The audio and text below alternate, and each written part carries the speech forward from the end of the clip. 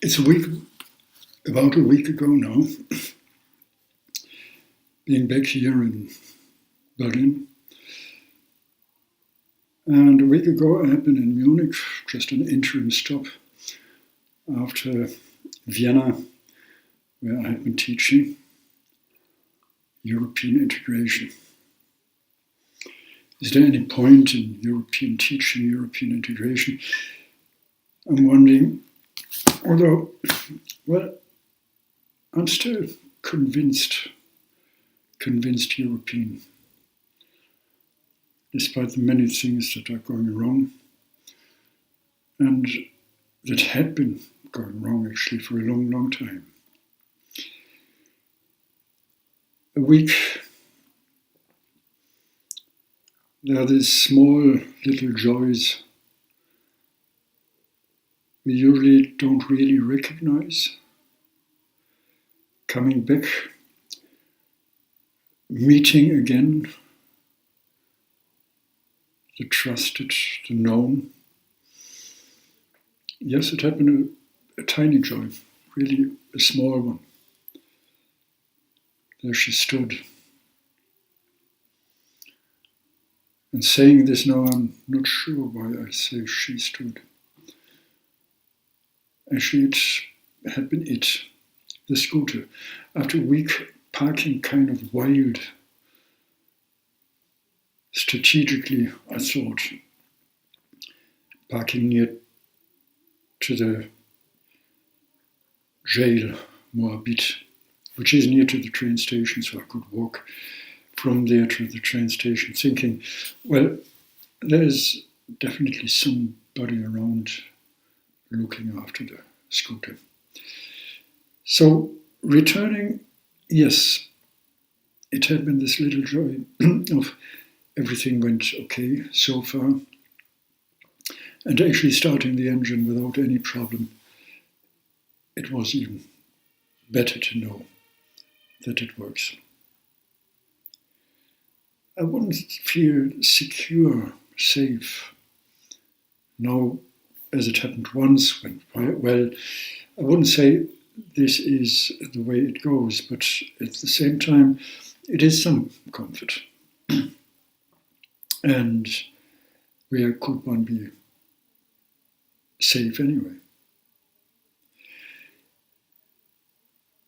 Well, the securities and safeties of life, routines.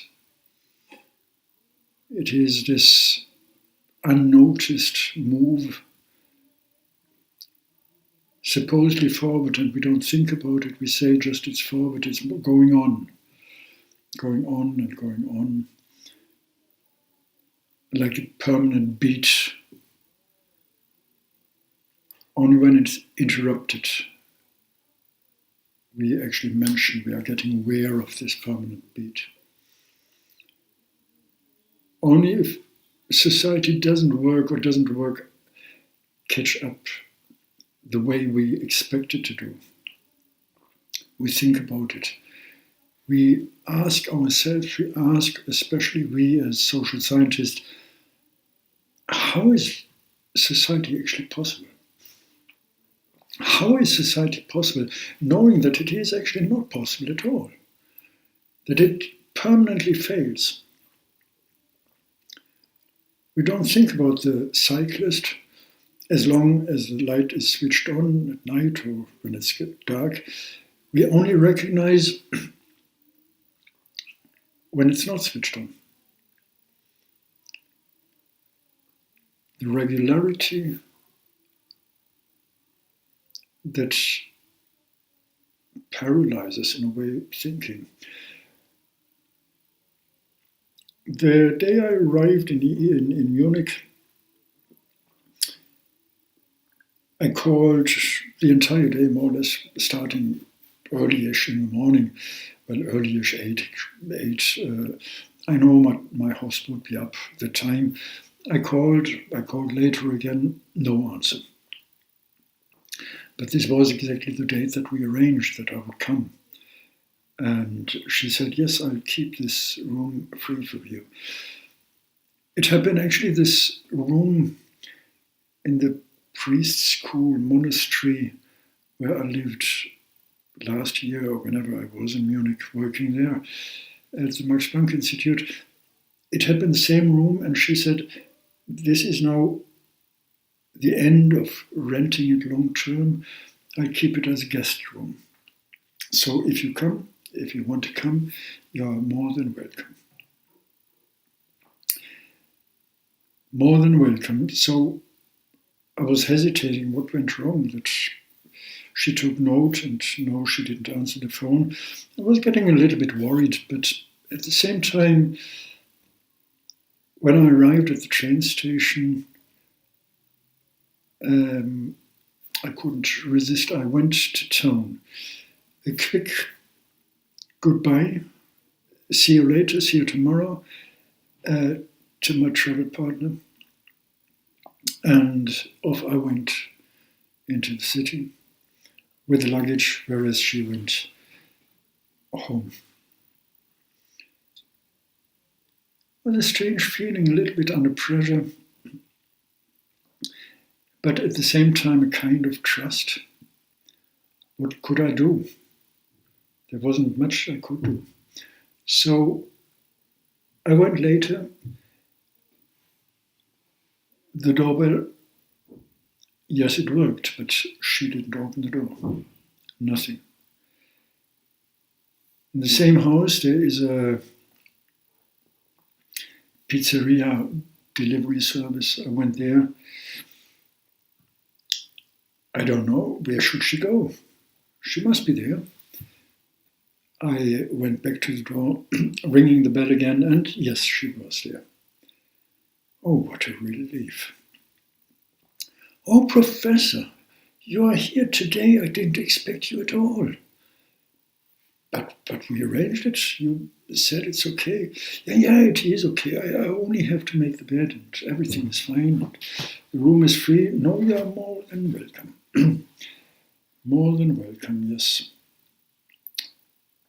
More than welcome in this city where, when I actually went from the train station into the city center, the Stachus, the Karlsplatz, this traditional square, I saw, well, what did I see? I passed the window, one of the large shops, chain shops all over Germany. Not sure actually if all over Europe, at least in some countries, in Belgium they are as well. And I saw poverty, the tremendous poverty watching out of the window.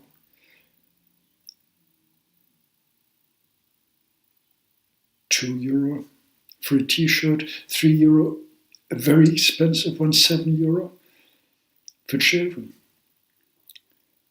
But then moving a little bit on further, the same for adults, the same prices, the same t-shirts. It was the blank poverty that I saw. And of course there had been beggars sitting in front of the shop, aligning my way to the Stachus, and I thought, this is the poverty of those who cannot afford anything else, anything that is more expensive than what I see here in the shop window. And it is the poverty of those who are producing these shirts for even less, for nothing, for so little money that they even cannot buy these t-shirts. And it is the poverty of the future, the poverty of children. And this in one of the in one of the richest cities, countries of Europe.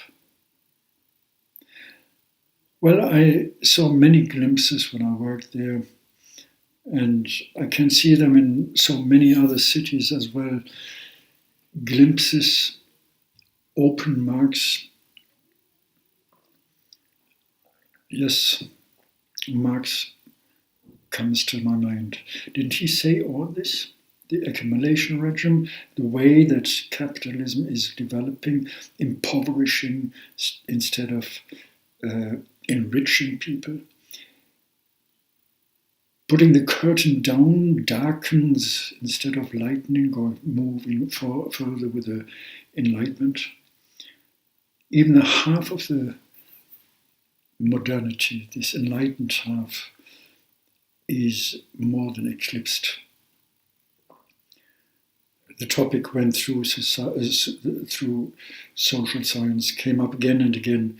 The eclipse of reason, the eclipse of enlightenment, the move back, if one wants to get it in harsh terms, the move back against any hope, moving back into dark ages. Nothing changed. I opened the door, went up the staircase. As I said, she was waiting for me now, Professor. And the staircase was the same old noise that I knew from the first time when I lived here, together with the priests. Nothing changed. The only thing that changed was the language of the service, which my host tremendously regretted. How is it? Why is it that we don't speak Latin anymore? No, she doesn't know Latin. She doesn't speak it herself. But this was the mystification. She needed to be able to believe. And this is what she wanted to do. She wanted to believe.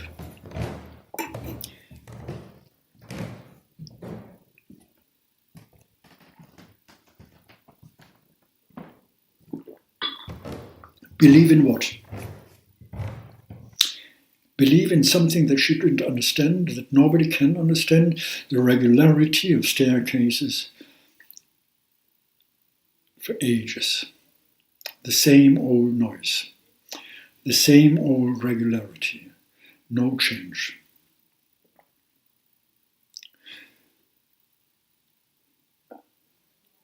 It was an interesting meeting. The next day, symposium experts on 100 years ILO and discussing the future.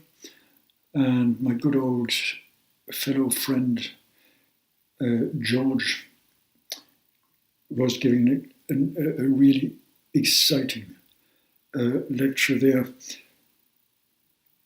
discussing from a point of view interrupting this permanency, this routine noise, and asking, not knowing, but asking, where do we go and where can we go? How can we strike a new balance instead of trying to get back into the old one? How can we do this? Some small talks at the site of the symposium. One of the richest cities in one of the richest countries of the European Union. Small talk about this and that, about discrimination, and the little we do about it. We talk about legal terms, we talk about legislation, we talk about the economy and the need to tackle this, but we don't talk about the people who are actually discriminating and who are fighting against it. If it's not the major fight, the large fight, then we ignore this. What is the large fight? Going onto the streets, elections, and the media debates with the large parties. But there's, of course, the large resistance then as well, demonstrations, rallies. And then we are sitting in the train.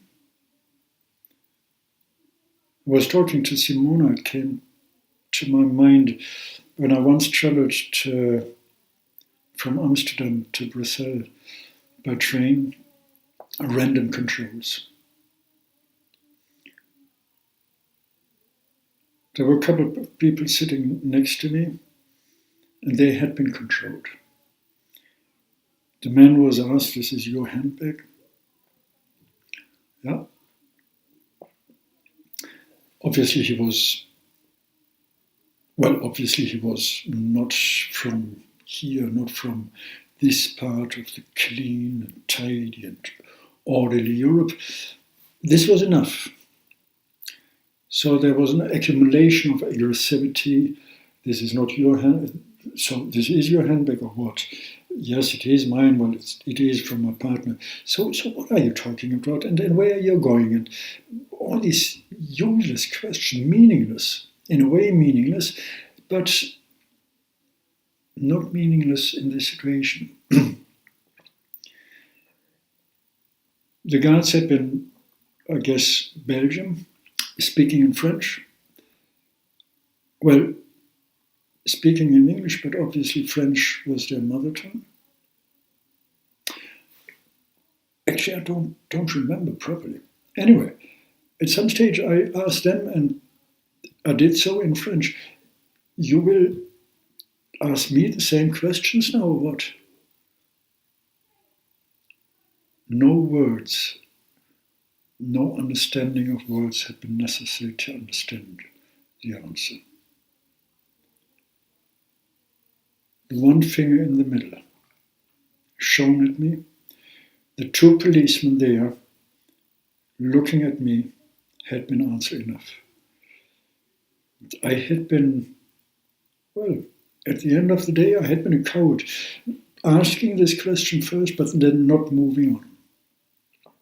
A similar situation actually happened when we now went from Vienna to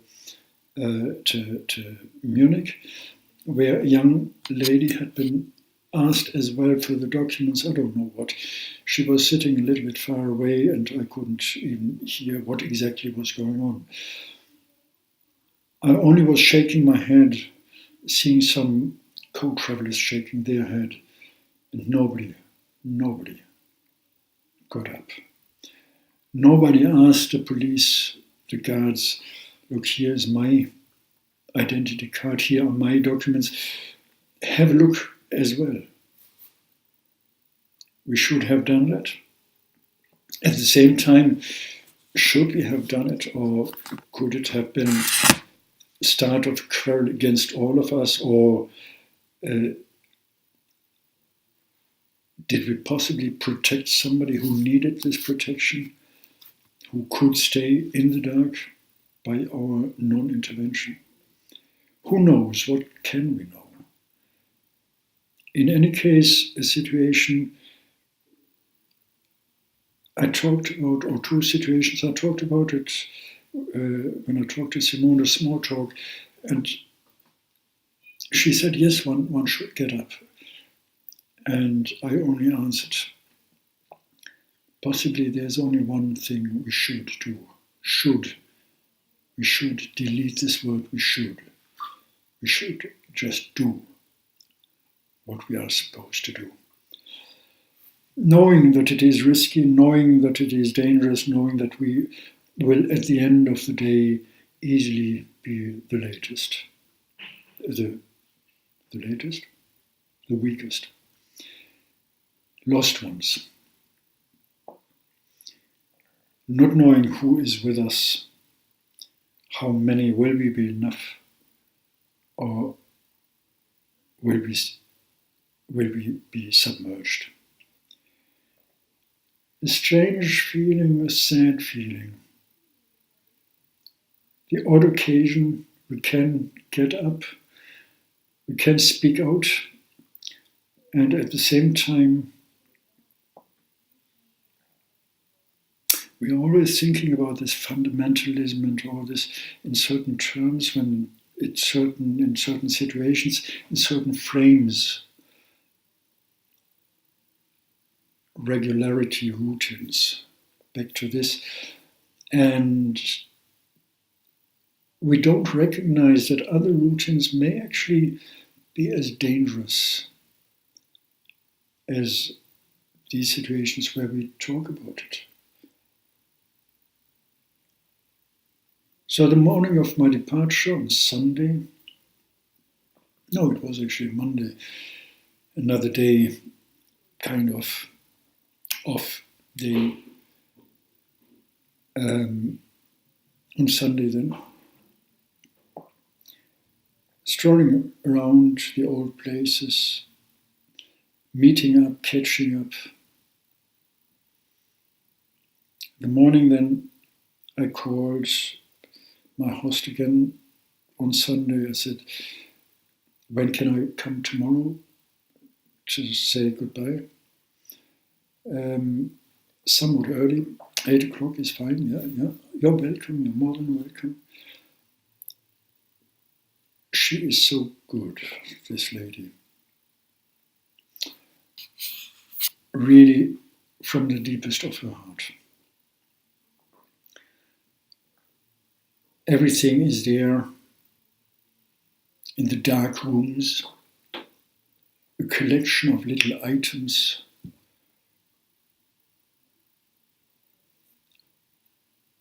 Not frightening, but estranging insofar that it's not just a museum, but it is a dark place. There's light missing, there is enlightenment missing, and well, we have been talking. I didn't know that you are leaving today. I thought you would stay on to the 7th. No. So small talk and talking about the difficulties of life as well. I asked her how much she would get for it. No, nothing. Although, yes, I am struggling with money, but I know you don't have much either. So talking about this, and then she came up with this.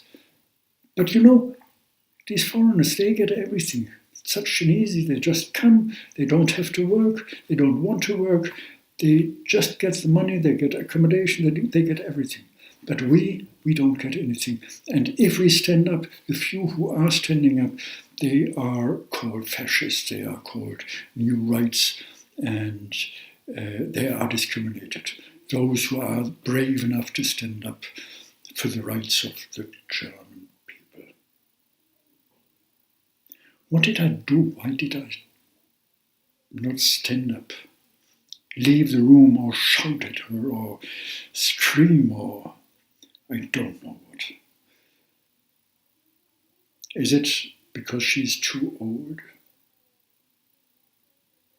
Is it some kind of respect still, even for this age, just this age, independent of what she thinks?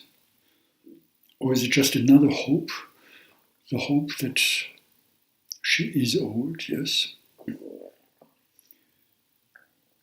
There's this saying, if you can't beat them, then join them. There may be another saying, if you don't want to join, then wait that they leave. And they will leave, they will have to leave. In some cases, they may just do it on their own, by their nature or by nature. And still in others, we have to be aware of the danger, and we have to watch out for the small joys, but as well for the small dangers. And that is where we have to put our hope, our awareness, and our resistance. Munich, near to Munich, had been Dachau, or is Dachau. Many years ago, I went there. I joined a group, a guided tour, which I left after, 5 minutes or 10 minutes. I couldn't cope with some Americans who saw it as a tourist event. Going there next day, to Mickey Mouse Disney Park or some other adventure. It was so different when I later visiting Munich with a group of students, had been asked by the students, would you join us visiting this place? I was a little bit hesitating, but I joined. And I felt the gratefulness. There is definitely a point talking about it, still talking about it and talking about it as a matter of hope. Hope that we resist now before it is getting too late. In Munich, in Dachau, in Berlin, in whichever place it is,